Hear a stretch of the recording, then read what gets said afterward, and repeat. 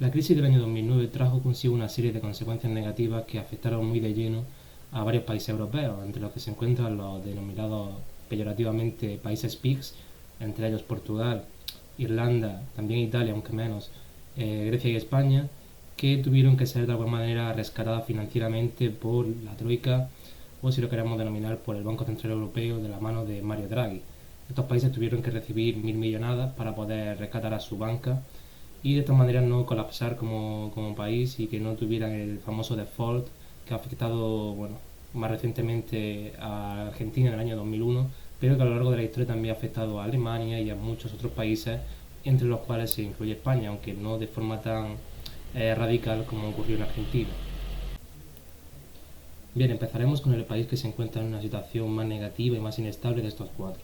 Sin duda es Grecia, ya que su deuda pública roza casi el 200% del PIB, se sitúa en un 181,1% en el último año, pero esto no es algo, digamos, único tras la crisis económica, sino que Grecia siempre ha estado por encima del 100% de la deuda sobre el PIB. Si miramos los años anteriores, siempre vemos que siempre ha estado por encima de este 100% o alrededor de este 100%. Y no solo su deuda pública, su deuda privada siempre ha sido muy alta, aunque como observamos ha disminuido a lo largo de estos últimos años a diferencia de su deuda pública. Y el principal problema para Grecia es su inestabilidad política, económica y el tener un Estado tan hipertrofiado como lo tiene en la actualidad. Grecia nunca ha reducido el número de funcionarios, siempre lo ha mantenido, tiene un gasto estatal enorme para el país que es, y de esta manera pues sin duda nunca va a poder reducir su déficit, sino que al revés, como vemos cada año va creciendo, y esto es algo que al final, por ejemplo, si miramos cuánto tendrían que devolver cada uno de los ciudadanos griegos, ascendería la cifra a 31.000 euros. Es decir, si hoy tuvieran que pagar la deuda de golpe, tendrían que pagar 31.000 euros por persona, incluyendo a los niños, a los ancianos, cualquier persona. Bien, en segundo lugar estaría Portugal. Portugal, a pesar de no estar en la situación griega, tampoco es que esté en una situación que digamos muy beneficiosa, ya que ronda el 120-130% de deuda pública sobre su PIB. Y aunque sí es verdad que Portugal ha reducido esa deuda en los últimos 2 años, ha llevado a cabo políticas que se pueden calificar como liberales, han reducido impuestos, han reducido el gasto público y como veremos más adelante en el vídeo también aquel país, porque decir aquellos no sería correcto, aquel país que ha llevado a cabo medidas más bien liberales, como bajada de impuestos, atracción de empresas, es aquel país que ha llevado a cabo, que tiene una situación muchísimo mejor, mucho más favorable que el resto de países denominados PIGS y que tuvieron que ser rescatados por el Banco Central Europeo.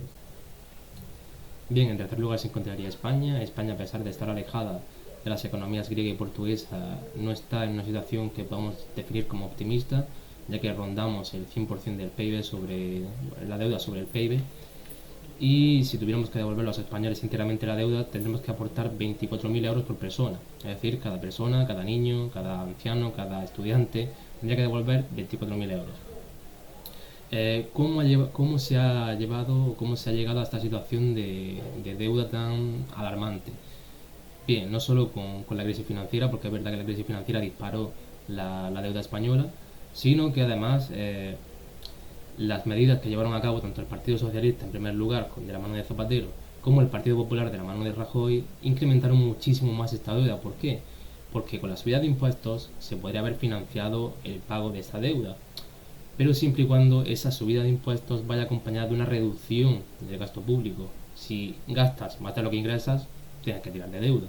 Esto es obvio. Cualquier familia, si gasta más de lo que está ingresando, tiene que pedir un préstamo, tiene que pedir una concesión monetaria a cualquier ahorrador, a cualquier, en este caso un banco, cualquier amigo de confianza que le pueda prestar dinero, etcétera.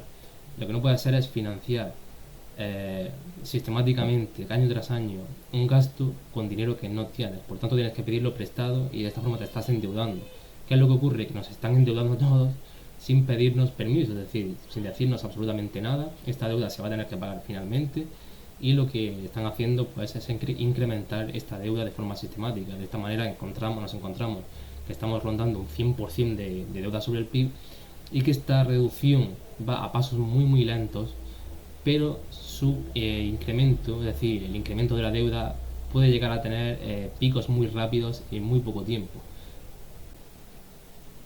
Bien, sin duda el caso más espectacular es el caso de Irlanda. Irlanda ha pasado de tener casi un 130% de deuda sobre el PIB a tener un 65, menos de 65% a día de hoy, y no solo ha reducido su deuda pública, sino que también ha reducido su deuda privada.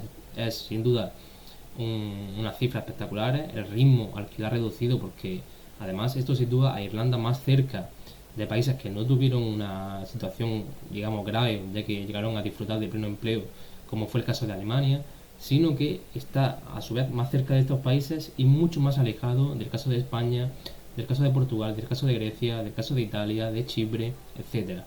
Es decir, Irlanda ha salido muy reforzada de esta crisis financiera y le ha llevado a una situación incluso mejor que la que tenía antes de la crisis financiera.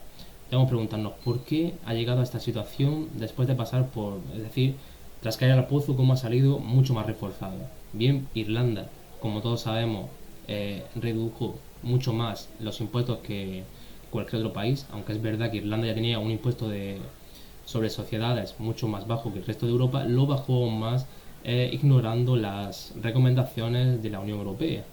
No solo bajó el impuesto sobre sociedades, sino que bajó muchísimos otros impuestos. ¿Para qué? Para atraer la inversión extranjera. Un montón de empresas, Amazon, Google, Facebook, Apple, PayPal, han trasladado su sede a Irlanda, y esto ha hecho que crezca mucho más la economía irlandesa, que haya mucho más puestos de trabajo, que se incremente la riqueza en este país, etcétera. Por tanto, podemos seguir el ejemplo de Grecia, podemos seguir el ejemplo de aumentar el gasto público, de hipertrofiar un Estado, de endeudar muchísimo más a los griegos, y de esta forma nadie quiere prestarle dinero, porque a un Estado que incrementa su deuda de forma continua nadie le quiere prestar dinero. El único caso es el caso del Banco Central Europeo, y lo hace únicamente para mantener la credibilidad de su moneda, del euro, que es verdad que es algo muy importante.